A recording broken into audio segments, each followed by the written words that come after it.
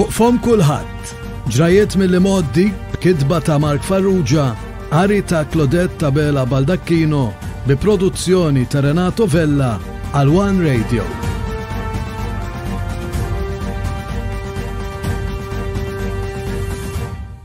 Il-ġraja tal-lum seħħet f'Malta iżda kellha konnotazzjonijiet internazzjonali.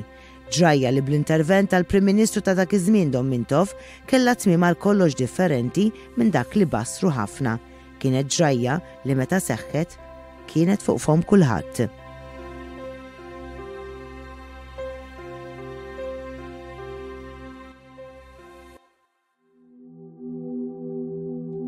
Il-kuntest tal-ġraja tagħna tal-lum huwa l-konflitt fil-Lvant Nofsani bejn Iżrael u l-Palestinjani. Dan il-konflitt jaf l-eruq tiegħu lejn it-tmiem ta' snin 40. Fl-1948 twaqqaf l-Istat ta' Iżrael. Għal-jisod aħletat għasferet għal-mot għamuħadot għanu maħrzim bazot għal-ħakamat medina Jehudit fi Eretz Israel fi medinat Israel. U b'mod immedjat saf attakkat minn 5 pajjiżi Arab ġirien tiegħu. Din il-gwerra intrebħet mill-Iżrael u madwar 700,000 Palestinjan kellhom iħallu djarhom u spiċċaw refuġjati wara li żoni li kienu jgħixu fihom sfaw okkupati mill-forzi armati Iżraeljani. Dan l-iżvilupp ta' bidu għal tensjonijiet ma jaqtaw xejn bejn il-Palestinjani u d-dinja Arbija fuq naħa u Iżrael fuq in-naħa l-oħra. Fl-1967 reġa' kien hemm gwerra oħra bejn l-Iżrael u l-Eġittu, is-Sirja u l-Ġordan. Meta bdew isiru xi manuvri militari li setgħu jinftehmu bħalli kieku l-Eġittu kien ser jattakka lill-Iżrael, l-istess Iżrael ħal inizjattiva huwa u b'sorpriża l kulħadd attakka l-qawwiet tal-pajjiżi Arab. Kienet gwerra li damet għaddejja 6 ijiem.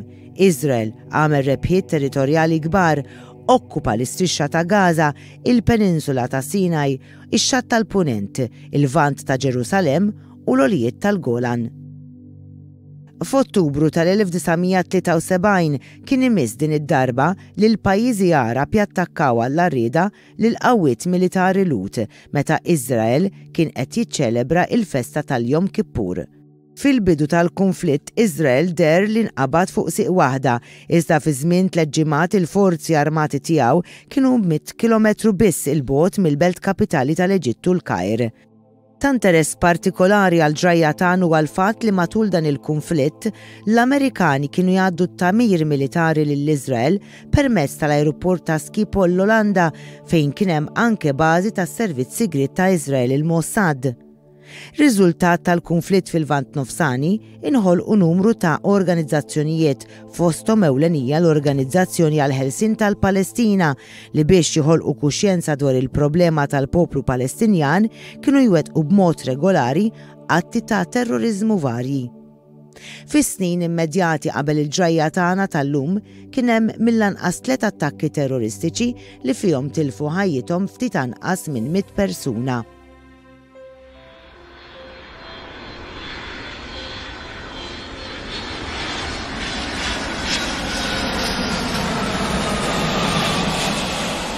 Fil-21 ta' frar tal-1970, ajruplan ta' Swissair ħalla Zurich għal Hong Kong. 9 minuti biss wara seħħet splużjoni li waslet lill-ajruplan biex jikraxxa. Daw kollha bord 47 b'kollox mietu. Ir-riżulta li dan kien att terroristiku wara li qorti fl-Iżvizzera kkundannat 3 Palestinjani għal 12 sena ħabs. Fit-30 ta' Mejju tal-1972 sar attakk terroristiku fl-ajruport f'Tel Aviv fl-Iżrael. Fl-10 ta' bil-lejl waslu fl-ajruport fuq titjira tal-Air France 3 persuni ta' nazzjonalità Ġappuniża li kellhom ordni minn organizzazzjoni Palestinjana biex iwettqu attakk terroristiku. Fl-isparar li kien hemm inqatlu 26 persuna u sfaw midruba 80. Fil-5 ta' Settembru 1972 seħħ attakk terroristiku waqt il-logħob Olimpiku ta' Munich fuq l-atleti li kienu qed jirrappreżentaw lill-Iżrael. F'dan il-massakru inqatlu 11 persuna.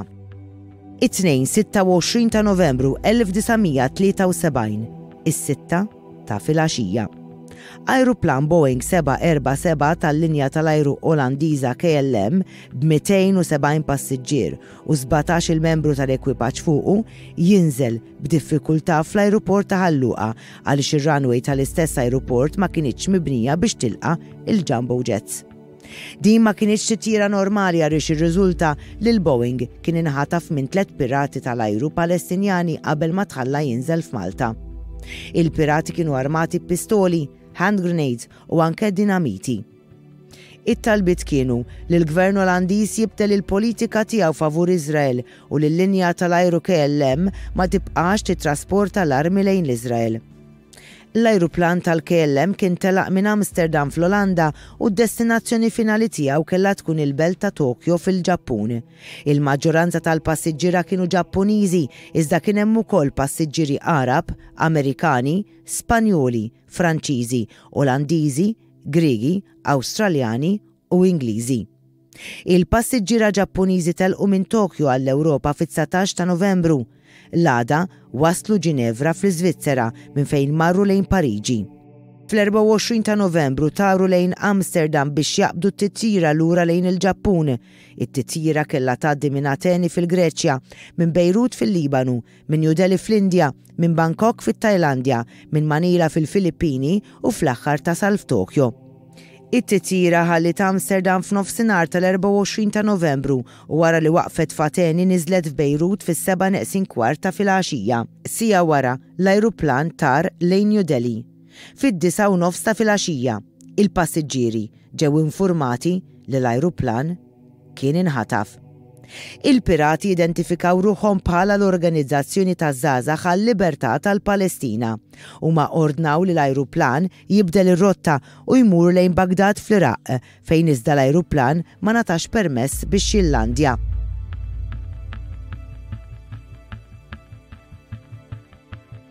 L-ajruplan tar lejn Damasku fis-Sirja fejn illandja iżda talba biex jingħata l-fuel ma kinitx milquha. Minn Damasku, il-Boeing tar lejn Nikosija f'Ċipru. Il-pirati talbu mill-ġdid tal-fuel. Talba oħra kienet li nħelsu numru ta' Palestinjani li kienu nqabdu ser iwettqu att terroristiku u li kienu f'ħabs f'Ċipru. L-ewwel talba ntlaqet iżda mhux l-istess ġara fit-każ tat-tieni talba. Minn Ċipru, l-ajruplan telaq lejn Tripli fil-Libja.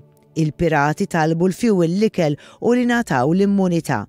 L-awtoritajiet Libjani iżda rrifjutaw l-ewwel u t-tielet talba u aċċettaw biss li joffru xi ikel għal daw kollha fuq l-ajruplan. Kemm meta kienu f'Ċipru u anke fil-Libja, il-pirati qalu li kienu ser jeħilsu lil passiġġiera iżda dan ma seħħx. Minn Tripli, il-pirati ordnaw li l-ajruplan itir lejn Palermo fi Sqallija fejn kien hemm uffiċjali tal-linja tal-ajru KLM lesti biex jinnegozjaw magħhom. Ġara iżda li l-pirati bidlu femtom u minflok talbu li l-ajruplan jinżel f'Malta. Il-pirati informaw li t-torri tal-kontroll fl-ajruport ta' Ħalluqa li l-ajruplan kien ser jispiċċalu il-fuel. L-ajruplan ingħata permess biex jinżel f'Malta. L-ajruplan ġie ċirkondat minn numru ta' pulizija u soldati. Fit-torri tal-kontroll wasal il-Prim Ministru Don Mintoff li beda jmexxi n-negozjati mal-pirati tal-ajru permezz ta' wieħed mill-passiġġiera li joffra li jkun interpretu għaliex il-pirati kienu jitkellmu biss bl-Arbi. Wara rriżulta li dan l-interpretu kien it-tifel tal-eks Prim Ministru Lebaniż. Sadan it-tant tal-ħabta ta' 8:30 wasal Malta l-Viċi President tal-linja tal-ajru KLM. It-talba tal-pirati tal-ajru kienet li nataw il-fuel eddew li jekk dan ma kienx ser isir kienu ser joqtlu xi passiġġiera. Il-Prim Ministru Malti talab li ma jiġri xejn lil passiġġiera.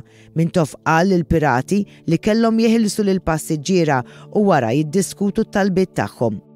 Il-pirati talbu li nataw 27,000 gallun ta' fuel u li jitilgħu abbord żewġ diplomatiċi ibbażati f'Malta.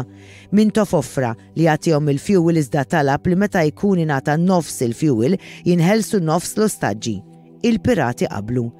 Dwar it-talba fuq id-diplomatiċi Mintoff wieġeb li ma kellux l-awtorità li jagħti ordnijiet f'dan is-sens. 380. Understand, 25 quart of SO turbo oil 2380. Okay, thank you. The hijackers have told at the very beginning, His Excellency the Prime Minister, that the Arabs will remain till the second evacuation. It seems by mistake. Ġara iżda li minħabba li f'Malta ma kinux jiġu jumbo jets inqalaw problemi tekniċi meta l-ajruplan ġie biex jingħata l-fuel. Anke t-taraġġ li kellu jintuża biex minnu jinżlu l-passiġġiera ma kienx twil biżżejjed biex ilaħħaq mal-ajruplan. Torta d-dewmien, il-pirati bdew jissuspettaw li kienet qed tiġi ppjanata xi ħaġa. L-ewwel grupp ta' passiġġiera niżlu minn fuq l-ajruplan għal ħabta tas-1:15 filgħodu wara ftit aktar minn 32 siegħa li kien beda l-ħtif. Huma ttieħdu fil-lukanda Verdala fir-Rabat. Dommintov qal lill-pirati li wara li l-Gvern Malti aċċetta t-talba tagħhom li ngħataw il-fuel huwa kien jistenna li wara li tingħata t-tieni konsinja ta' fuel jinħeles it-tieni grupp ta' passiġġiera. Dan ġara l-ħabta tal-5 ta' filgħodu, il-pirati ma aċċettawx li jitniżlu l-bagalji għaliex qalu li fosthom kien hemm bagalji bl-esplussiv. Il-Prim Ministru talab lil pirati biex jgħidulu x'kienet ser tkun id-destinazzjoni tal-ajruplan ġala darba jħalli Malta. Il-pirati qalulu li kien ser jgħidulu wara jinħeles l-ewwel grupp ta' passiġġiera iżda dan ma sarx. Wara li l-passiġġiera kollha kienu nħelsu u wara 10 sigħat ta' negozjati bejn il-pirati u Dommintov, il-Gvern Malti ta' permess lill-ajruplan biex ħalla Malta mingħajr ma jingħata tarif dwar fejn kien sejjer. Eventwalment minn Malta, l-ajruplan bil-pirati tal-ajru, 10 membri tal-ekwipaġġ u l-Viċi President tal-KLM fuqu mar Dubai minn fejn tar lejn il-Yemen fejn iżda ma natax permess li Irlandja u għalhekk reġa' tar lejn Dubai. Il-pirati tħallew jinżlu minn fuq l-ajruplan u ngħataw garanzija li ma kienu ser jittieħdu ebda passi kontra tagħhom. L-ajruplan Boeing tar lura lejn Amsterdam. Min-naħa tagħhom il-passiġġiera li nħelsu ħallew Malta 27 ta' Novembru tard wara nofsinhar fuq żewġ ajruplani tal-KLM. Fl-ajruport kien hemm l-ambaxxatur tal-Ġappun għal Malta li tkellem mal-passiġġiera Ġappuniżi. L-ambaxxatur kellu wkoll laqgħa mal-Prim Ministru Mintov fejn fisem il-Gvern Ġappuniż irringrazzjah għax-xogħol li jagħmel biex jinħelsu l-passiġġieri. Uħud mill-passiġġiera li kienu fuq l-ajruplan kienu tkellmu mal-gazzetti Maltin dwar dak li kienu għaddew minnu. Dan huwa dak li kellu xi jgħid Abdel Hassan, ċittadin Sudaniż.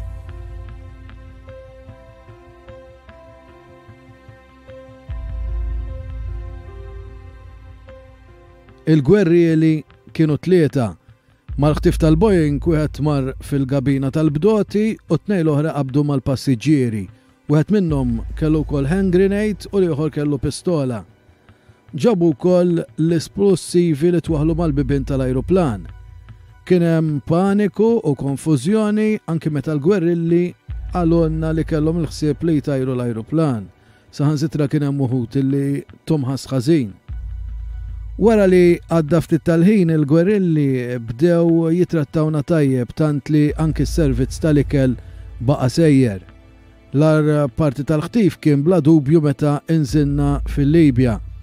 Fit-Tripli l-awtoritajiet poġġew tank tal-gwerra quddiem l-ajruplan biex dan ma jiċċaqlaqx. Finalment imbagħad il-Jumbo ingħata il-permess biex iħalli l-Libja. Il-bdot ma kellux għażla ħlief li juża runway sekondarja qasira u inadekwata l-ajruplan ta' dak id-daqs.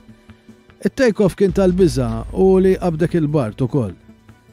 Il-gwerilli fl-ebda ħin ma indirizzaw lil xulxin bisimhom. Dak li der bħala il-mexxej tagħhom beda jindirizza liż-żewġ sħabu l-oħrajn bħala n-numru 6 u n-numru 8.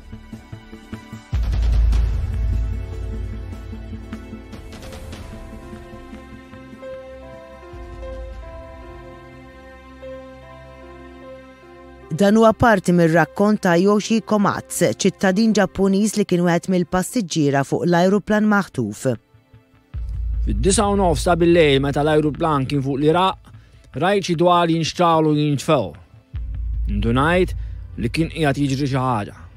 Daqqa waħda deru 2 min-nies, wieħed magħlub twil ftit aktar minn 5 piedi u ieħor fi toħxon. Daw ordnaw il-kulħadd biex impoġġu jdejna fuq rasna u biex immexxu l-portieri ta' twieq. Raġel der ma kellux iktar minn 18 sena u liħor forsi 30-35 sena. Iż-żgħir kellu hand grenade f'idejh u kwantità ta' dinamit fil-but. Liħor kellu pistola żgħira. Iż-żgħir der maħkum minn nervożiżmu kbir u kienu ħares li l-passiġġieri b'mod suspettusi l-ħin kollu. Al kontrarju liħor der kan u konvint minn li kien qed jagħmel. Kemm il-darba wara ħnina ma' passiġġieri u ta' spiss beda jżjeb it-tfal u jgħin lil kull min kellu bżonn.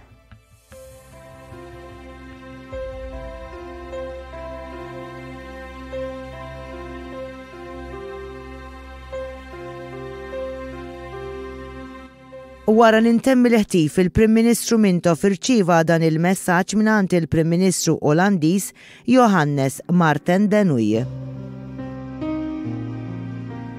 Aziz Prim Ministru, issa li l-ansjetà ta' ħtif tal-ajruplan tal-KLM għaddiet, nixtieq nwassallek l-ammirazzjoni u l-gratitudni tal-Gvern tal-Majestà tagħha u tal-poplu Olandiż għall-isforz personali tiegħek matul il-lejl ta' 26 ta' Novembru. Il-passiġġieri nħelsu minħabba l-perswazzjoni diplomatika, il-paċenzja u l-insistenza tiegħek. Aziz Prim Ministru mill-ġdid, nirringrazzjak mill-qalb għal dak kollu li għamilt. Dak ta' Novembru 1973 kien ħtif li matulu bil-kontra ta' dak li ħafna beżaw li ser iseħħ ma ġara xejn lil passiġġiera u lanqas lill-ajruplan waqt li fl-istess ħin saħansitra ma tieħdu ebda passi fil-konfront tal-pirati tal-ajru.